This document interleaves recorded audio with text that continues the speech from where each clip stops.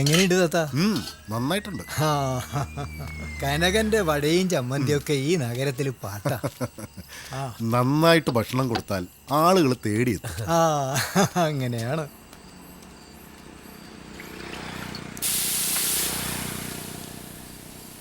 ചമ്മന്തി അസലായിട്ടുണ്ട്. അതിന്റെ ക്രെഡിറ്റ് എന്റെ ഭാര്യയ്ക്ക് അവകാശപ്പെട്ടതാ. പിന്നെ കല്ലിലരയ്ക്കുന്നതിന്റെ പ്രത്യേകതയും ഉണ്ട്. ഓ, അത് ശരി, കൊള്ളാം. കനകന് വെറും ഒരു തട്ടുകടക്കാരനായി കാണരുത്, വലിയൊരു കലാകാരനാ. ഓ, അങ്ങനെയാ? എൻ്റെ പുസ്തകങ്ങൾ മിക്കതും കനകൻ വായിച്ചിട്ടുണ്ട്. അപ്പോ ആള് നിസാരനല്ല. അയ്യോ, അത്രയ്ക്കൊന്നും ഇല്ല സാറേ. പണ്ടൊക്കെ അത്യാവശ്യം വായിക്കുമായിരുന്നു, പക്ഷെ ഇപ്പം തീരെ സമയം കിട്ടാറില്ല. മനസ്സിൽ മുല്ലക്കാടുണ്ടെങ്കിൽ ശിരസിലെന്തിനു പിച്ചിപ്പൂ, ഇരുത്തെടുത്തൊരു സ്വർണ്ണപ്പൂങ്കുല കരത്തിലെന്തിനു കരുതുന്നു. നന്നായിട്ടുണ്ട്, വളരെ നന്നായിട്ടുണ്ട്. മുല്ലക്കാടുകളാണോ ഏറെ ഇഷ്ടം? മുല്ലക്കാടുകൾ ഇഷ്ടമാണ്, പക്ഷേ ഏറ്റവും ഇഷ്ടം ആൾരൂപങ്ങൾ.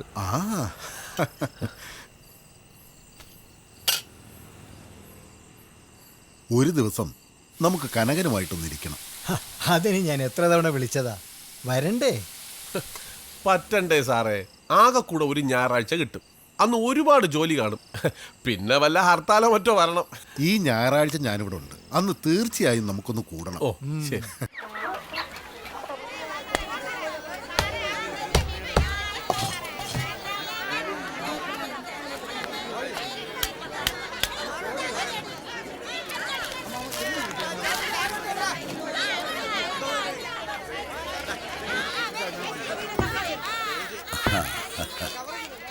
അസ്സലാമു അലൈക്കും. വലൈക്കും അസ്സലാം.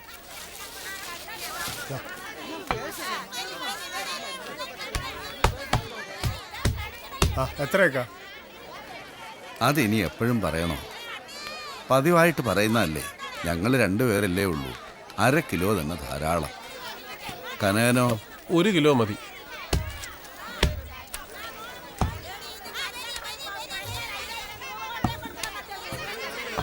ഇത്തിരി കരൾ കട്ട് ചെയ്തിട്ട് നോക്കാം.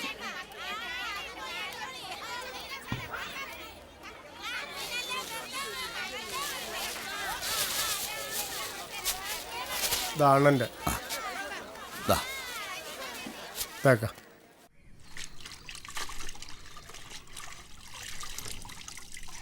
ഡോക്ടറാവാൻ പഠിക്കണമെങ്കിലേ ഇപ്പൊ ലക്ഷക്കണക്കിന് രൂപ വേണം. ഇതൊക്കെ നമ്മളെ കൊണ്ട് നടക്കുന്ന കാര്യമാണോ? പറഞ്ഞാ കേക്കണ്ടേ ഇത്ത. കോച്ചിങ്ങിന് തന്നെ 10-30,000 രൂപയാവും. ഹോ, ആലോചിക്കാൻ പോലും പറ്റില്ല. അതിനുള്ള വഴിയൊക്കെ പടച്ചോൻ തരും. എവിടുന്ന് തരാനാ? ആകെ ഈ തട്ടുകടയിൽ നിന്നുള്ള വരുമാനമല്ലേ. അതിനൊക്കെ കനകൻ എന്തെങ്കിലും വഴി കണ്ടു കാണും. വന്നല്ലോ ഡോക്ടർ കുട്ടി. ഡോക്ടറാകാൻ പറ്റിയില്ലെങ്കിൽ ഒരു നേഴ്സെങ്കിലും ആകാൻ നോക്കാം അമ്മ. എന്താ ഇപ്പൊ ഡോക്ടറായ കുഴപ്പം? എനിക്ക് കുഴപ്പമൊന്നുമില്ല, പക്ഷെ അമ്മയ്ക്ക് അത്ര വിശ്വാസം പോരാ. ഓ, അതൊക്കെ വലിയ കാശുകാർക്ക് പറഞ്ഞിട്ടുള്ള കാര്യമല്ലേ. എത്രയോ പാവപ്പെട്ട വീട്ടിലെ കുട്ടികൾ ഡോക്ടറും എഞ്ചിനീയറും ഒക്കെ ആയിരിക്കണ. അങ്ങനെ പറഞ്ഞു കൊടുക്കുമ്മ. എല്ലാറ്റിനും ഒരു തലയിലെഴുത്ത് വേണം. അമ്മ, ദേ അച്ഛൻ വന്നു. നീ ഒന്ന് ചെന്ന് സഹായിക്കേ, ഞാനിപ്പോ വരാം. അച്ഛാ ദാ വരുന്നു. ദേ വരുന്നടി. വെള്ളം കൊടുക്കാൻ മറന്നു. അല്ലാ.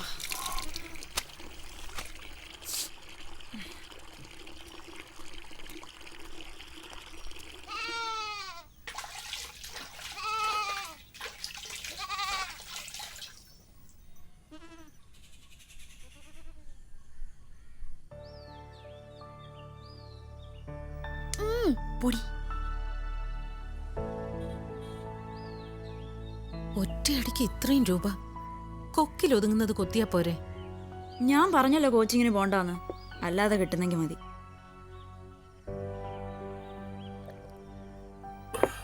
അതെ, നിങ്ങളടുത്ത് ഞാൻ ആവശ്യമില്ലാതെ സംസാരിക്കണ്ടെന്ന് പറഞ്ഞിട്ടുണ്ടല്ലോ. പൈസയൊക്കെ ഞാൻ കരുതിയിട്ടുണ്ട്. എൻ്റെ മോള് പഠിച്ചൊരു ഡോക്ടറാവണം. കോച്ചിങ്ങിന് വിട്ടാൽ തീർച്ചയായും she will become A doctor എന്നാണ് ഹെഡ് മിസ്ട്രസ് പറഞ്ഞത്? അച്ഛന് ഇംഗ്ലീഷ് അറിയാലോ. ആ, ഡി നിർത്തടി. അച്ഛൻ എന്താ ഇംഗ്ലീഷ് അറിയത്തില്ലേ? കൊച്ചുവായിലെ വലിയ വർത്തമാനം. ഹാ, നീ എന്തിനാ മണി കുട്ടികളെ എങ്ങനെ വെറുതെ വഴക്ക് പറയുന്നേ? അവളൊരു കൊച്ചു കുട്ടിയല്ലേ. നീ കഴിക്കുമോളെ. എനിക്ക് മതിയാച്ച, ഛർദിക്കാൻ വരുന്നു. എന്നാ മോളെ കഴിച്ചു പോയി കൈ കഴിക്കോ. ചെല്.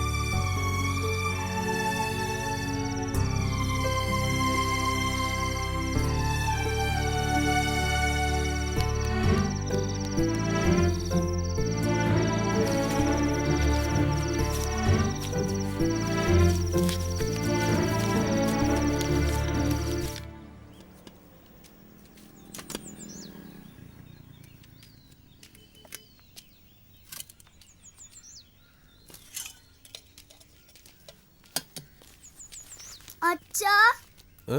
ദേ.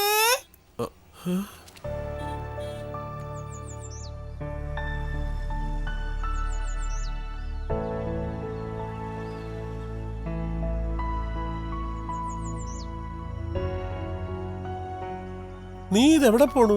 തട്ടുകടയിലെ ദോശ ഇടാനും പാത്രം കഴുകാനും ആ പോണത്. അതിനെന്താ, വൃത്തിയായിട്ട് വന്നൂടെ? ചത്ത് കിടന്നാലും ചമഞ്ഞു കിടക്കണമെന്നല്ലേ? ഓഹോ. ആ, അതെ, കഴിക്കാനുള്ളത് അവിടെ എടുത്തു വെച്ചിട്ടുണ്ട്. രണ്ടും കൂടെ കിടന്ന് അടി വഴക്കുണ്ടാക്കാതെ ഇരുന്ന് പഠിക്കണം. ആ, മക്കളെ ഒന്ന് കഴിക്കേ. ആ,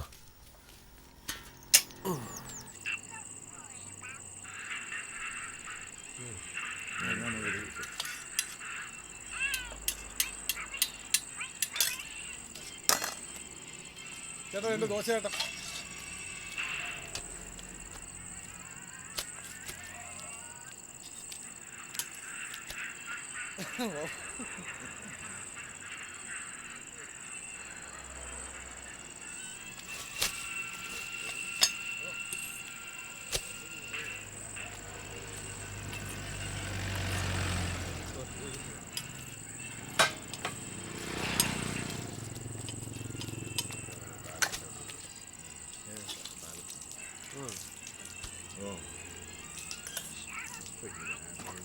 ചേച്ചി, ഇത്തിരി ചമ്മന്തി.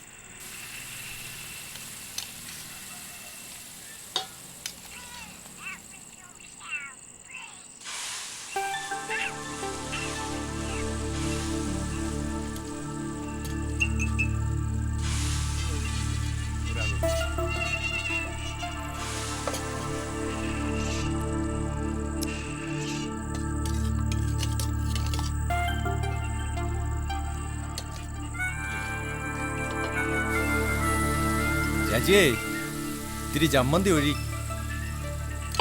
ഇങ്ങതാ.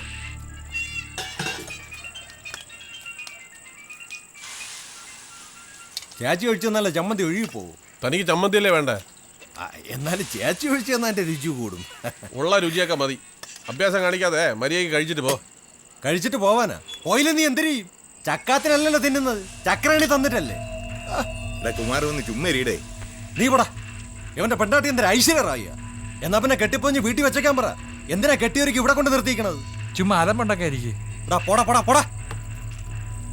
തീറ്റുമാണ് എന്താ തടിയാ